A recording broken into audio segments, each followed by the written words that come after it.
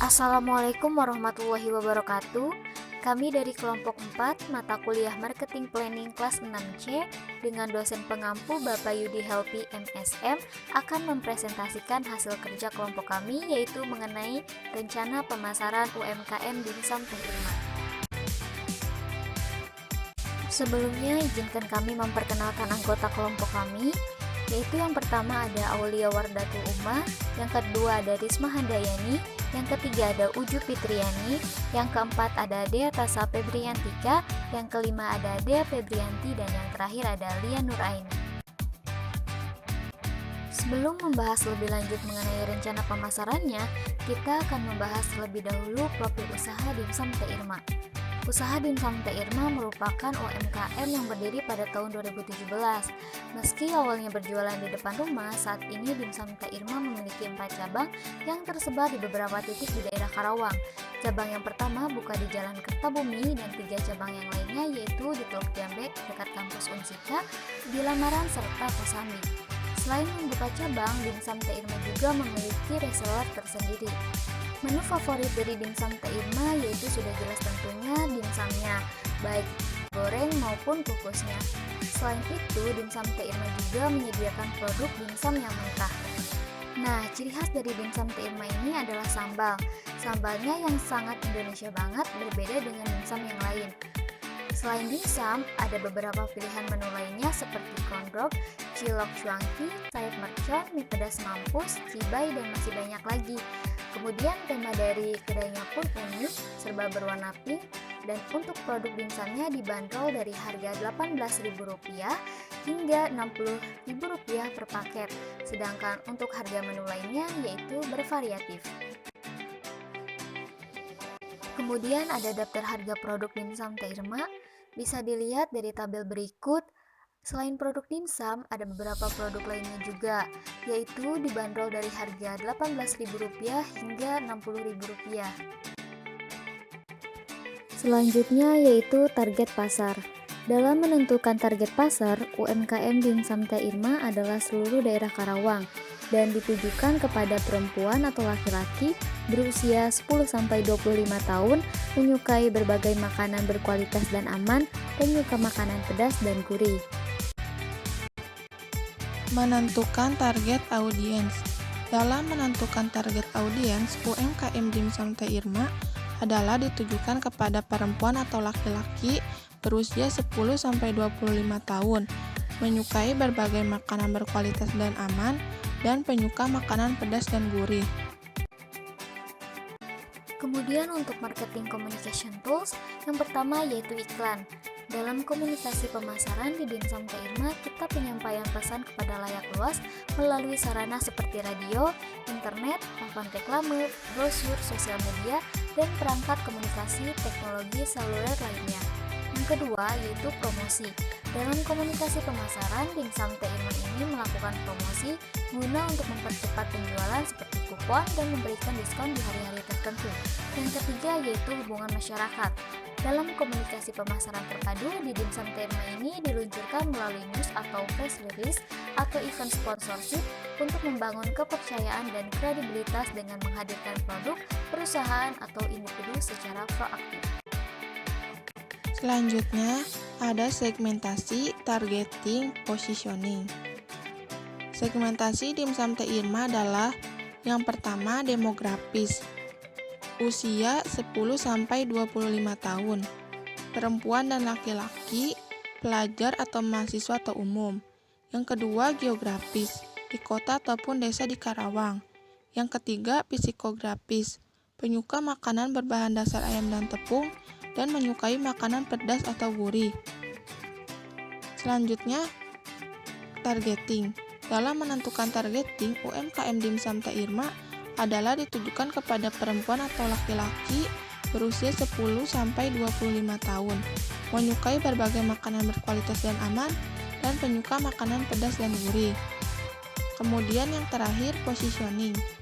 Dimsum Teh Irma menggunakan bahan yang berkualitas dan aman, memiliki sambal yang khas, dan memiliki berbagai macam produk. Saluran pemasaran. Dimsum Teh Irma memproduksi langsung produknya. Dimsum Teh Irma langsung menyalurkan produknya secara langsung dan tidak langsung kepada konsumen, sehingga model saluran pemasaran yang didapat adalah yang pertama secara langsung dan yang kedua secara tidak langsung. Dimsum Teh Irma melakukan saluran pemasaran secara langsung kepada konsumen dan juga melakukan pemasaran secara tidak langsung, yaitu dengan melalui reseller. Selanjutnya jenis konten. Di sini ada tabel yang berisikan marketing tools dan jenis. Yang pertama recognition, marketing toolnya Facebook atau brosur.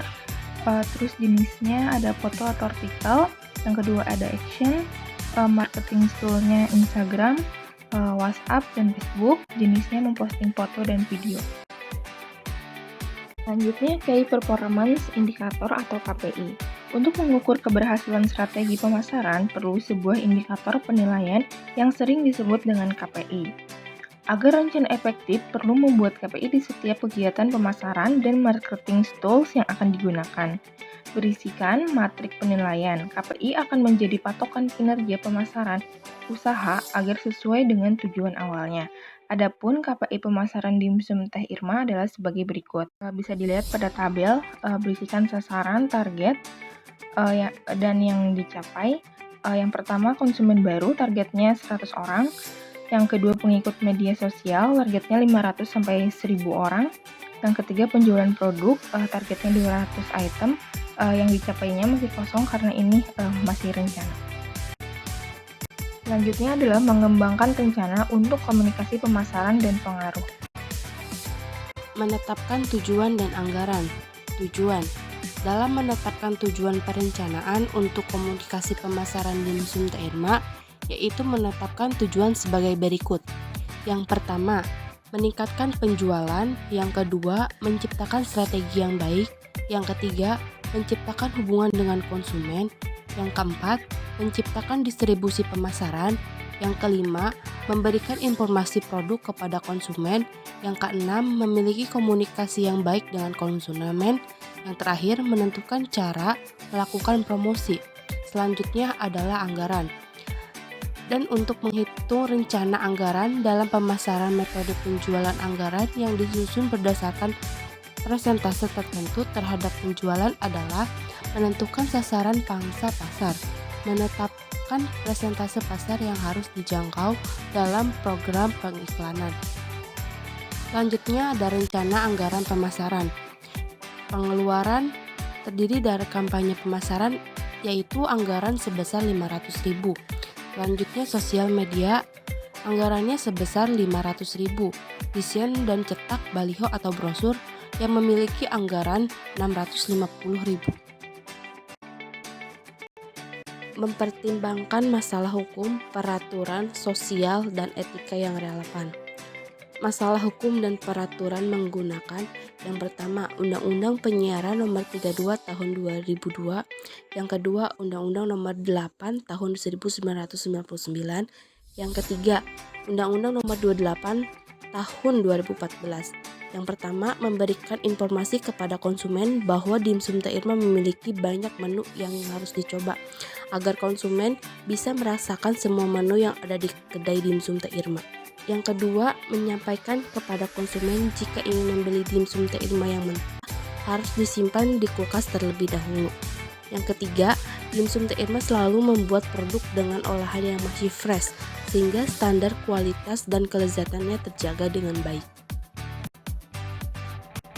Merencanakan alat komunikasi, pesan dan media. Poin pertama yaitu tidak dapat dipungkiri bahwa kehidupan sangat dipengaruhi oleh sosial media. Hal ini tentu sangat bagus jika dimanfaatkan untuk alat komunikasi. Segmen pasar yang luas pada sosial media dapat memudahkan untuk menawarkan produk yang dijual.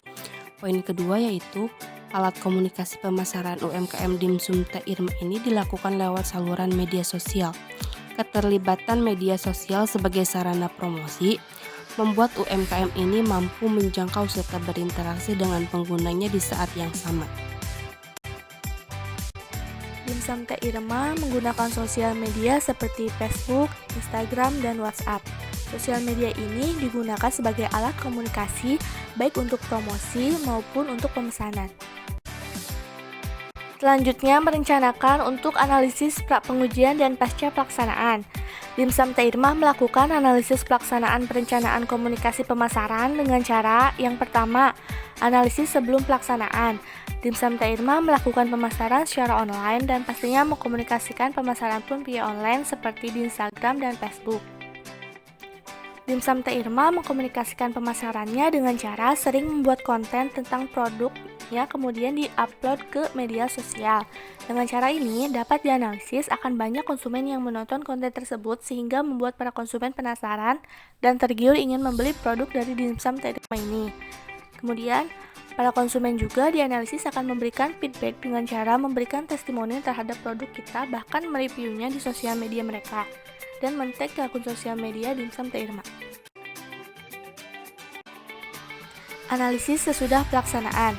Selanjutnya, melakukan repost hasil testimoni atau review dari para konsumen di akun sosial media kita seperti di Instastories Instagram.